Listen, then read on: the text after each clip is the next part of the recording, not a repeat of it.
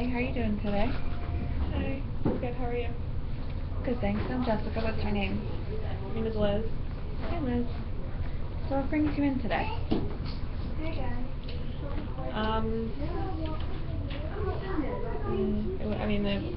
Coming here was just part of one of my, one of the things that I was told that I had to do. When I got out of the hospital, I was placed at Arbor Hospital for 2 weeks, because,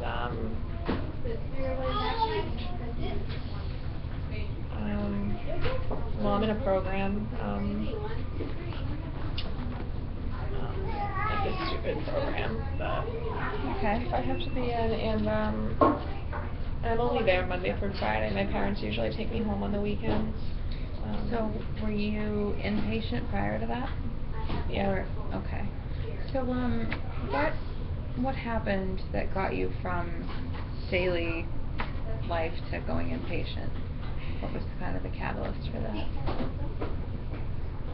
I just got really, really mad one day, and I just beat the crap out of this girl in the grocery store who pretty much I don't know. I can't even I feel like I blacked out. That's sometimes what what happens when I get mad. So I blacked out, but from what I remember, I think that she just bumped into me or something, and I just lost it, and I just beat the crap out of her. And then the police came, and then my mom came, and instead of taking me to jail, they took me to the hospital because I have psychiatric problems, I guess. I don't know. Okay. So I didn't have to go to jail. So you said you have psychiatric problems, as you put it. Have you seen therapists before? Have you ever had a diagnosis? When I was younger, yeah, they diagnosed me with PTSD and major depressive disorder and anxiety, and I feel like I got everything in the book at this point. Sounds like a lot. There's a lot of diagnoses out there, and we're all just people, so it can kind of be overwhelming to be hearing that. Mhm. So, tell me a little more about the day that incident happened. What had been going on in your life, and what had been going on with you, kind of on that day, or kind of leading up to the day that happened? I had a fight with my boyfriend because I went on his Facebook, and I didn't even mean to, but he was logged on. I just was looking through his laptop. His Facebook was still open. He was just getting messages from all these girls, and he was answering them. And there was one girl that messaged him, and he asked her to send him a picture. But not over Facebook, apparently on his phone, and I didn't go through the phone yet, because he was out that day. So I haven't seen the picture, I haven't seen anything, but the fact that she messaged him, said, oh yeah, send me a pic, or he asked her to send me a pic, and then she was like, okay, smiley face, Sounds like a pretty big betrayal of trust. Yeah, so I called him, and I was just like, what the fuck? And then he was just like, you're such a paranoid bitch. And then he started going into all this stuff you're crazy, and this is why I talk to other girls, because it's so hard to be with you when you have all these issues and you're paranoid, and this is all happening because of you and your problems. And it must be really rough to feel, to be blamed for someone else's behavior. That's you not get that a good right. feeling. So kind of leading up, did this all happen kind of real close to the time that the incident happened in the grocery store? Yeah, I was just going to just do something nice for my grandmother. I was gonna go and pick her up some things, and but I was already in a bad mood, and just I don't know, when that girl just she just kind of walked right up into me, not even paying attention. It's be aware of your surroundings. I just hate when people don't pay attention, and I just felt really what's the word? I just felt really violated. I didn't like somebody getting in your brushing up space against me like that. Yeah, I needed my space. So then I just started punching her in the head, and then all the customers around were screaming, and the manager came, and so that was kind of what ended up landing you in the hospital. Yeah, because my mom was my mom had pretty much said, like, she can't go to jail, like, it's fine, just bring her to the hospital. And once I got to the hospital, I slept for a while. And when I woke up, somebody evaluated me, and I was just telling them that I still felt like I just wanted to, like, hit anybody who crossed me the wrong way. So they felt like I needed inpatient because they felt like I was a danger to other people. So how long were you inpatient for? 2 weeks.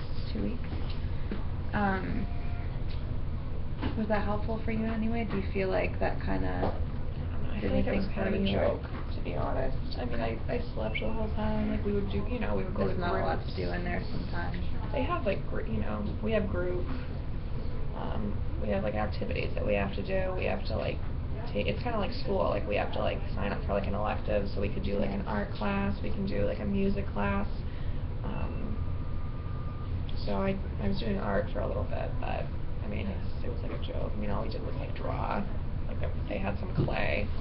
Sounds like if you had been able to choose something else, you probably would have. Yeah. So when you got discharged, you said you've been in the program for a couple weeks, like an outpatient program. So it's you go during the day, and what do you do there? Like, what's the? It's like the same. We have, like, the group. We have, like, group. We have lunch. We do, like, activities. Like, we play games and stuff. We do a lot of, like, that mindfulness stuff, and we all talk about our issues. And do you find that that's in any way helpful for you, kind of talking to other people with the same or similar sort of problems? Not really. I just don't really care about other people's problems. It's like, we're all, like, our own person. We shouldn't be, I don't know. I feel like nobody needs to know my business. I don't need to know anybody else's business. You know what I mean? It's just, I just think it's kind of bullshit. Picking up on that and picking up on something you said earlier, about feeling violated and feeling like you need your space. Sounds like what I'm hearing is kind of that you're kind of a private person. Would that be accurate? Yeah, I think so. Like, I never was really out there, like, with anything. You know how, like, people, like, they go on Facebook and they'll put, like, their life story, and, like, and people just want to, like, broadcast their entire lives, like, everywhere, just for everybody to see. And I don't know. I just don't see the point. Like, I was always kind of like a guy anyway, too, and I was always kind of, especially, I think, ever since I was diagnosed, like, with, like, all those things when I was younger. I just didn't want anybody else knowing about them. There's nothing really good in my life to really share with other people, so there's no point in me, there's no point in me being public about anything, because I just don't want anybody to know about all my issues. There can be a lot of feelings that come along with diagnoses. It's not an easy thing for most people. I think some people can kind of feel a little bit of relief when they get a diagnosis, if they've been struggling with something for a long time, and then other people maybe feel angry or confused or upset in some way by that. And especially, it sounds like you've kind of had a whole bunch of them kind of thrown at you, and that can be tough. How has that felt for you? Like, how do you feel now about the? You told me that you kind of felt that you didn't want to broadcast it, that it wasn't something you felt everyone should know about. Tell me a little more about that. How that affects you day to day. I don't know. I mean, I know that if I tell people about my life, they're gonna judge me. Nobody's gonna. Like, people are gonna look at you differently. It's like if I tell people about, like, what really goes on in my life, like how there's nothing good. People are, like, imagine, like, let's say I go into a bar one night and I meet a guy. Like, what am I gonna say? Like, and then I start telling him, like, oh yeah, I was, like, inpatient for 2 weeks. I was, like, hopped up on all these, like, medications, and I, was diagnosed with PTSD when I was younger. Like, I think, I don't think he's gonna be asking for a second date. You know what I mean? So it's better to just, like, not say anything sometimes. I noticed earlier you said something about your boyfriend making a comment about how, you're crazy. This is why we do all, I talk to other girls, kind of blaming you for his behavior, but he brought up, your mental health struggles and stuff like that as kind of a reason for his behavior. So, like, Do you think that's part of what affects? Do you think that kind of plays into how you're feeling in any way, or? Yeah, I mean, I guess so, because it's, you know. Sounds like a pretty significant relationship in your life. How long have you guys been together? Like 3 years. Has he generally been pretty helpful with your struggles, or? Really, I mean, he has his issues too. It's nothing. I mean, he hasn't been like diagnosed with anything, but he slips out. He, you know, loses his temper from time to time. Like, he's no angel. Like, as much as he likes to like think of me as the crazy one. But and we met because like my parents like had. My parents own a business, and one of their employees, like his son, the son, oh gosh, what am I saying? Sorry, I'm still like, That's all the okay. meds I'm on, I'm like, That's alright, don't worry about it. Yeah, no, we met because it's, because my dad's employee's son, like, needed a prom date or whatever. And so my dad was like, oh, like, Liz will go, and then we went to the prom, and, like, it was fun. And then we just, like, kind of started seeing each other after, which was nice. But then he, you know, the honeymoon ended real quick. Yeah. Let's shift our focus a little bit. Let's talk about kind of why you're here today in general. Okay. So I know that, you know, you're here, sounds like you're here pretty much because of the program that you're in now. Yeah. And that's kind of something that you want to build on. What, you know, what's kind of your hope? What do you hope to get out of this, to get out of individual therapy? I mean, I hope to get something out of it, because it's like I've been kind of in and out of all this stuff for so long. And nothing's really seemed to help. Like, there's always a new medication that we try, and there's always some issue where it like doesn't work with the other med. Yeah. And I'm always having Let's some take side effects. let's take kind of meds off the table. I don't make decisions where that's concerned, but let's take that out of it. Okay. For you personally, in your life, the circumstances you have going on right now, I know you've told me some things about issues with your boyfriend and kind of the anger issues you've had, and being hospitalized and stuff. If you could come up with maybe a goal in terms of what we're going to work on together, just you and I, just change a circumstance in your life or kind of transform something, what would be that goal for you?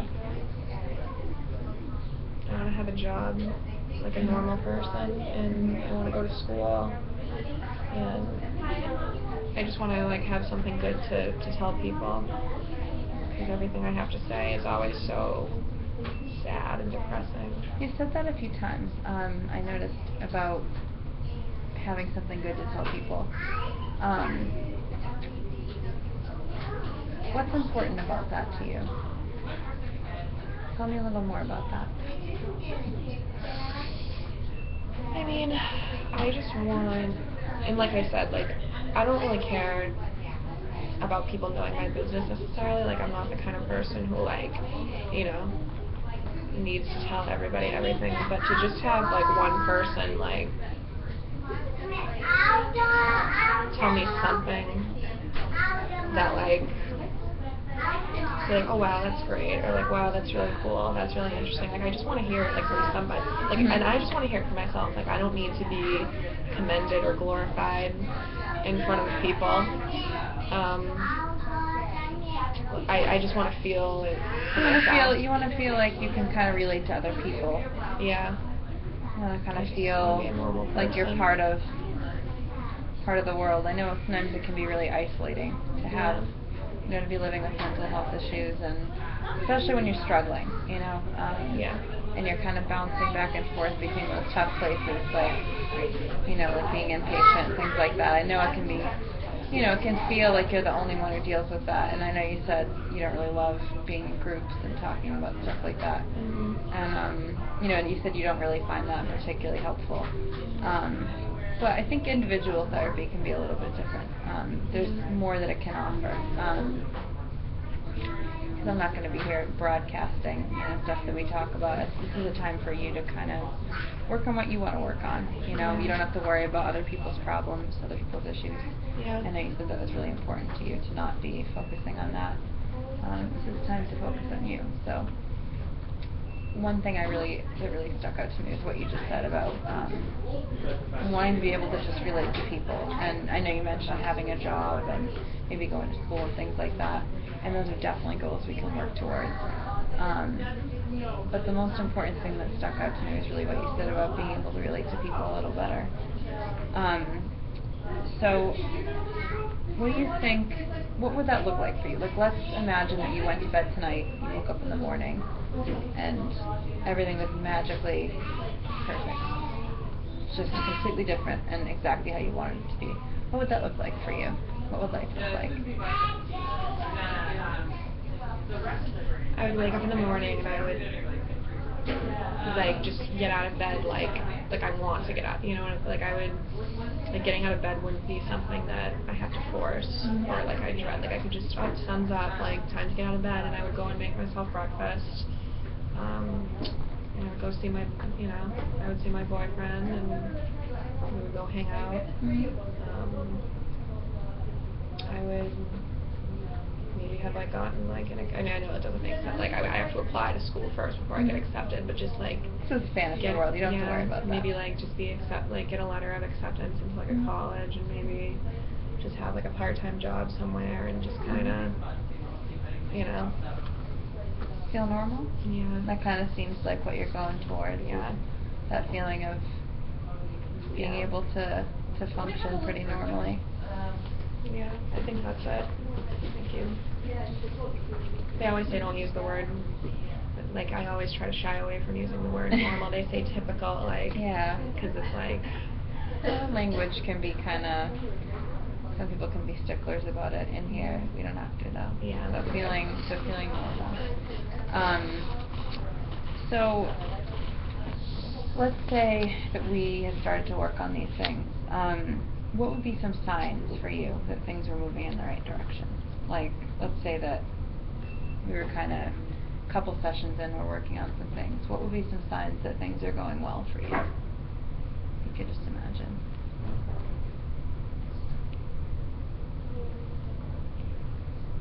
It's a good question. Do you mind if I think about it for a second? Yeah, of course. Take your time. Thank you. Take your time up here.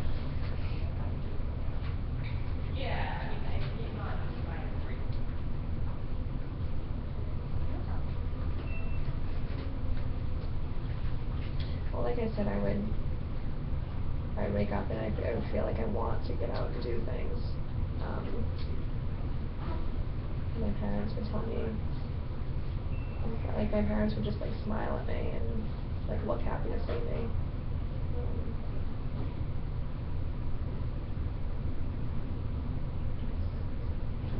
Can you repeat the question, Sarah? So I can yeah, of course. So I wanted to know, what are some signs? What would be some signs for you that things are moving towards that direction of feeling normal, feeling? Yeah, I mean, like I said, like just getting, you know, feeling like I want to get out of bed, feeling, you know, being able to just have a normal conversation with somebody. Okay. Like even like going into the store and just like talking to the cashier, like, hey, how are you? Oh, I'm good. Thanks. Have a nice day. Like I don't really feel like I can communicate with people, so. Okay, so maybe I'm just going to try and maybe take what you're saying and give it a little different language so we can kind of move forward with it. So kind of feeling like you're able to have conversations, feeling like you're able to be social, and have relationships be a little better. Does that sound kind of like what you're saying? Yeah. Okay. What else?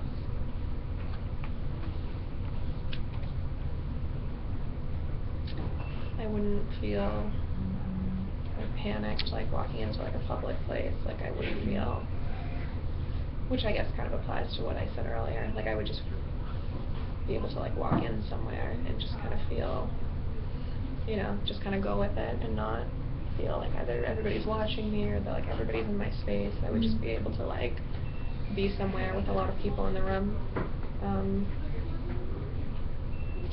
I would be able to eat like a full meal. Has appetite been an issue for you? Bless you. Thank you. Yeah.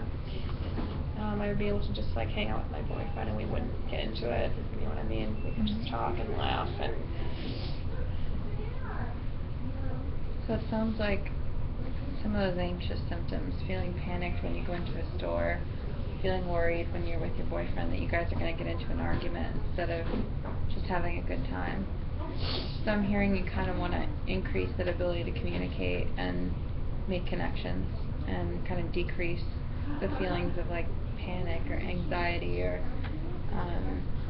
worry that come up for you when you're having those interactions. Those sound like some pretty accurate kind of, those would be the signs that things were going well for you if you were able to do those things. What kind of benefits do you think you would have from kind of working towards those things? Do you think that you might feel closer to school or work or being able to do those things? Yeah, I think I'd be good at everything that I want to do. Like, I think if I just felt, you know, I don't know, because it's like going to school and stuff and having a job is one thing, but I can't guarantee that those things are going to go well if I'm not, you know, if I don't change some things. Like, I don't expect to just like get accepted into a school and be like, oh, alright, like, bye, I'm going off to school and I'm going to graduate with like a degree and everything, I'm going to have all these friends. Like, I know that it's going to take a lot of work, and some really good insight there that I just heard you come up with. That you know, yeah, sometimes I can be smart. You sound very smart to me, as it is. Yeah, that was really powerful. Actually, hearing you say that, you know, you can't just do it. It's going to take those skills, that kind of improvement of that anxiety and your communication and things like that. That's really insightful. Why don't we talk about that? Let's talk about a time when things have worked well for you, when things have gone well and you've been able to kind of achieve some goals that you've had. Tell me about a time when you've been able to function closer to the way that you want to be functioning.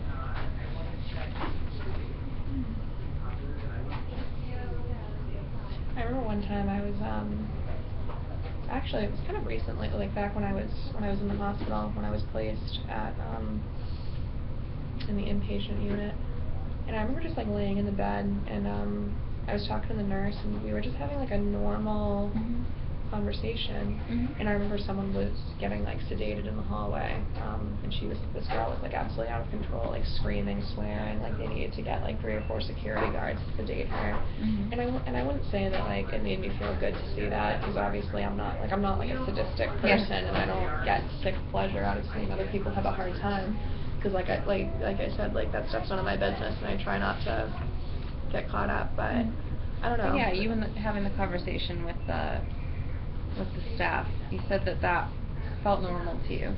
Tell me a little more about that. Like how that felt no, to we you. were talking about Breaking Bad, and I don't know, she was just like she wasn't really treating me like I was like a patient. It just really felt like she was like my friend, like, you know, I could have been maybe her friend, like she looked like, you know, 20 years older than me, but she could have been like my friend, she could have been my aunt, my mom. It just felt very,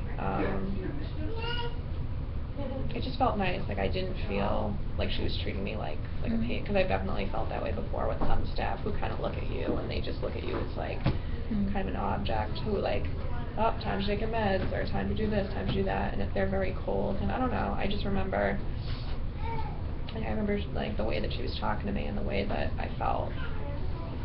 I just felt really good about myself.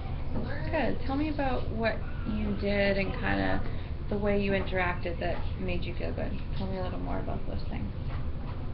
Well, the way that she was really funny. Like, she kind of had like a dry sense of humor, which was, and I just like like the way that I forget what she said, but she said something in kind of like a really like sarcastic way, but it wasn't like mean-spirited or anything like that. It was kind of like a dry, sarcastic comment, and I just laughed, and she laughed, and I feel like she could tell, like I feel like she like felt good about the fact that I picked up on her humor. Like, she looked really happy that like I laughed and like kind of caught on to her humor. So I don't know, I kind of felt like I made like an impact on her almost, because like a lot of people don't pick up on that kind of humor. You made a connection. I mean? Sounds like you kind of picked up on something that she didn't really expect. So it sounds like, do you think that's a strength for you? The kind of ability to Yeah, up on things? because I mean, as much as I like to like kind of focus on me and like stay out of people's business, like I'm still very like observant. Like I you know, even when I'm in groups, like, you know, when I'm in the hospital or whatever, or, you know, any kind of support group, I just kind of look around at people and like I really look at their facial expressions and like their mannerisms, and sometimes I find them funny and sometimes I find them like just interesting. And that's an awesome skill. It's interesting you're saying, like, you know, I don't want to be in people's business, and I completely agree with that. I'm sure that's the case. It's so wonderful to hear you say that, how, you know, notice that strength in yourself, that you're observant, that you notice people's facial expressions and their words and their tone and things like that. And then it makes me sad to kind of hear you say that it's so hard for you to feel, you know, quote unquote normal, because that skill that you have, that being observant and being kind of intuitive, that's a really huge skill in terms of being able to kind of have those interactions that you want. Not everybody has that. Some people really struggle, especially people who have, you know, a lot of diagnoses and things like that. It's kind of tough to kind of break through that, but it sounds like you have this really wonderful gift to be intuitive. Let's talk about a time that was difficult for you recently. A situation, maybe kind of like what happened in the store, or maybe something that happened in a relationship with family or with your boyfriend, and when you resolve things kind of more successfully. Let's talk about, tell me about a time like that.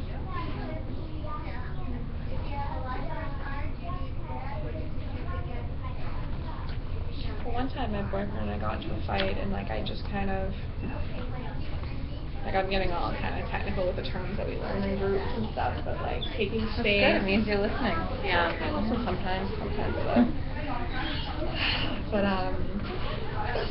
and you know, normally like when we fight, a lot of the time it turns into like this screaming match where we storm out. But there was one time where like recently where we were getting into it, and then I looked at him dead in the eye and I was like, I'm just gonna walk away right now. Like, I get you're really upset, but I feel like the more that I try to talk to you and explain myself, you're just getting angrier and angrier, and it's not going anywhere.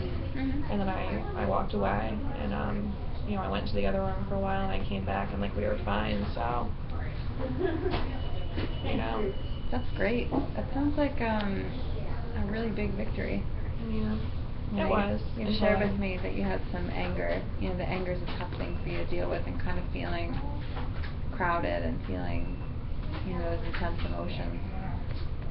Tell me a little more about what you think you did in that situation that helped. Well, what qualities you have that you can think of. Well, like, you know how I was saying earlier, how I'm very observant, like I'm very, you know, in tune with kind of how people are feeling, and, you know, I could just tell that the way that our conversation was going, like, no, I could have said anything. I could have honestly whipped out like a winning lottery ticket and had said, by the way, we just won the lottery, and I don't think that would have helped. Like, if anything that I would have said, like anything would have just been, I think it was just like the sound of my voice that was getting him angry. I think it was just like the sight of me. So you recognized where he was at, and you were able to separate yourself from that. Yeah. And yeah, I guess I did. Not only that, but you were also able to separate yourself from what was going on with him. You were also able to remove yourself from the situation and kind of pull back. Yeah. Tell me a little more about that part of it. I mean, I don't know, like I'm capable of doing stuff like that, but then sometimes, like what happened in the grocery store, then there are just these times where like I lose it. So it's just interesting how I have these moments where I am able to like stop and like think, but then sometimes I can't. I think it just depends on the situation. So yeah, like I think it, you know, like I don't know if it's just the fact that he's my boyfriend, I've been with him for so long that obviously I'm not gonna like start like beating him up if I black out and get angry. So I just think, I don't know, I just think maybe it's the fact that I've known him for so long that I'm able to kind of take a step back. But with other people, like when other people get in my space and stuff, I feel threatened and I can't recognize, like my, you know, one of the therapists I was talking with when I was inpatient, you know, she was saying that I wasn't able to recognize like that it was an accident, like when when she bumped into me. And I just lashed out, like, without even stopping to think. So I don't know, I just feel like I have these moments where sometimes I'm really rational, and I'm really able to take a step back and kind of isolate the situation, like look at it, and think about it before I act. What's different between those moments, like with your boyfriend, where you're able to kind of, all right, I'm gonna walk away now, those type of moments, and the moments like in the grocery store where you kind of lost control of yourself? What are you doing differently in those moments? Let's talk about that. Like, what's different both inside your thought process and then kind of on the outside, what ends up happening? Tell me a little about the differences between those two situations.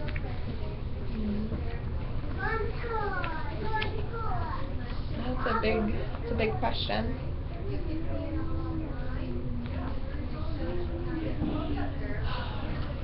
Or it could be my brain's just not totally on today. I didn't get much sleep last night.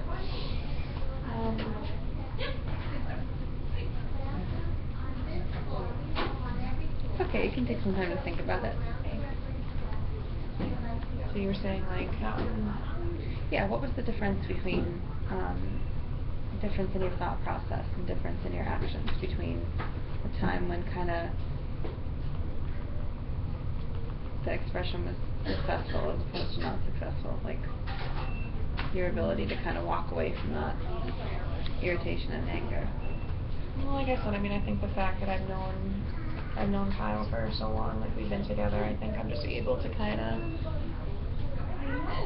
I guess, like the more familiar I am with the situation, the more I'm able to kind of, you know, stop and think. Like, it's hard to explain, I guess. Like, if I'm in the grocery store and a stranger bumps into me, like, I don't know that person, all I'm thinking of, like, my brain is just kind of wired to think of it as kind of like a threat, almost, because it's like I don't know them. Yeah. But then, like, you know, with Kyle, it's like, you know, I know that he's, like, I know him, and I know, like, his behavior and kind of what it means, and I know what works. Okay. So I think the main difference is, like, I think if I'm around somebody that I'm comfortable with, I think I am able to kind of, like, stop myself. That makes sense. But when I'm around complete strangers, or when I'm in, like, a public place where there are, like, tons of people around, and I get anxious, and I get panic attacks, and I feel like I can't breathe, it's just, I don't know. So what I'm hearing you say is kind of that big difference between those two types of situations, successful and not successful, is you being able to use that intuition because you know this person, as opposed to the anger tends to come out more or be more severe or uncontrollable when you don't know the person. And one of the biggest strengths that we've kind of identified today is how you're really intuitive and observant and are able to kind of use those things to your advantage. And I think that's a really wonderful trait, and not a lot of people have it, you know, the way that you do. So let's think about some ways maybe that you can use that intuition when you don't know the person. Let's see if we could maybe kind of not take you back to that situation, but let's take you to a similar situation. Let's say that you were in the grocery store and maybe someone bumped into you, or you saw somebody and, you know, you were kind of in that same feeling. You're feeling a little panicked, a little on guard, you know, like you are when, you know, you and your boyfriend have an argument. But you're able to use that intuition with him. What kind of signs, what kind of thoughts can you use when you see that happening with somebody else, someone you don't know? What are the signals like with Kyle? Like, what is it? Body language of his? Is it verbal? What kind of things help you become able to see what's Well, I going think on? with him, I think I just kind of, like, I know what's worked in the past, and it just goes back to me kind of, like, knowing, like, what his triggers are, and knowing kind of, you know. So, I mean, yeah, like, I can definitely tell, like, you know, because he gets really mad too, like, he's kind of like me, like, he has some anger issues too, not diagnosed or whatever, but I can tell, like, because I know that what helps me when I get mad, like, people need to give me my space, and I think I've, like, applied that with Kyle a lot, like I, you know, he gets red in the face, he's huffing and puffing, he's, like, you know, breathing really heavily, he's, shaking a little bit, and that's kind of like how I get, and I know that it really works for me, when people give me my space. But you know, so I think that works. So I think if I can relate to the other person, I think I have a much better, like a much easier time, I guess. Okay. So when we're in the grocery store, you're not going to know all these things about the other person. They might bump into you, and you might not know who they are, what their story is. You might not be able to know all those things and kind of make those judgments right in the spot. So, what kind of things do you think you could do for yourself to kind of avoid that type of really large-scale confrontation? Just like immediately walk away and not even look at the person. Maybe like if somebody bumps into me, I'm just like immediately run away. Not run away, but even though separate myself. you know Kyle and you know his responses and you know his triggers, using that information, you've kind of figured out that the best thing to do is take your space and walk away, and thereby giving him his space. Yeah. So if you can kind of apply that to the situation of bumping into a stranger, or you know, somebody maybe cutting you off in traffic when you're driving, or you know, any other number of things that might kind of make you feel angry, panicked, or any of those things that bring out that type of response. So it sounds like taking space seems like a really good way to cope and avoid those kind of confrontations. So we're kind of coming to a little bit of a close here. I'd like to talk a little bit about what we've talked about today. What kind of makes sense to you, and what seems like it could be useful in the future going forward? What would you like to work on? Just my anger, probably, and flying off the handle. And just like recognizing what might be intentional and what's not. What do you mean? Explain that a little bit. I don't know, 'cause in the past, like, people have like really provoked me. You know, just like back when I was a little kid and like being in school and having anger issues, like, you know, my classmates and stuff like knew how to push my buttons and stuff, and they used to purposely get me mad just so I would flip out.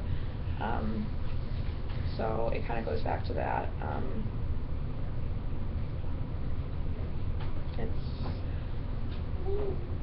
don't know. I just really want to not be so angry, and I want to learn how to recognize like kind of what's intentional, what's not. And like I mean, looking back, I know that like a stranger bumping into me wasn't intentional.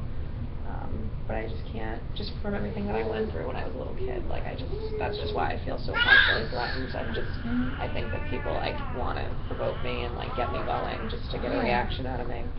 So I just want to learn how to like not think that way anymore. I want to like change my brain.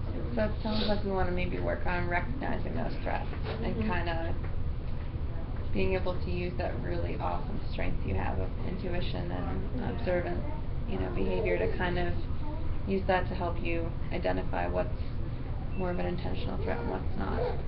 And thinking about that, something that immediately comes to mind is, which is something you've already touched on, that whether it's intentional or not, the response that you have, you know, kind of needs to be mediated, kind of needs to be at a place that's going to help keep you level, keep you feeling kind of on an even keel, you know, so that you can get to the place where you can do those things that you want to do and achieve the things you want to achieve, like going to school and finding a job. So I think that maybe what you said about creating some coping skills, you know, kind of find a way to. Sorry, I was just thinking about something funny. What? I was just thinking about something funny. Do you want to share it with me? Yeah, no, I just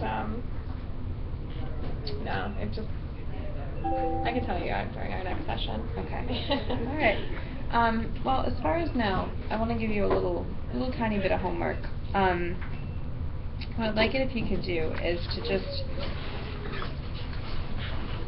go home and kind of make a little list of strengths that you have, things that you think help you deal with that anger. And then maybe make a little list of things that don't help, and kind of tell me what happens when you do those good things, what the results have been in the past. Mhm. And then tell me what the result has been when you do those negative things, have a negative reaction. Mhm. And then next time when we come in, we can kind of look at it and kind of try and figure out how we can apply those good things a little more, because we started to talk about it today, but you know, maybe we can talk about it a little more in detail next time we meet. Okay. Does that sound okay? Yeah, that sounds Alright. really good. Thank Well, you. it was a pleasure meeting with you today. I really look forward to working with you in the future. You too. Thank Alright, you. take care. Bye.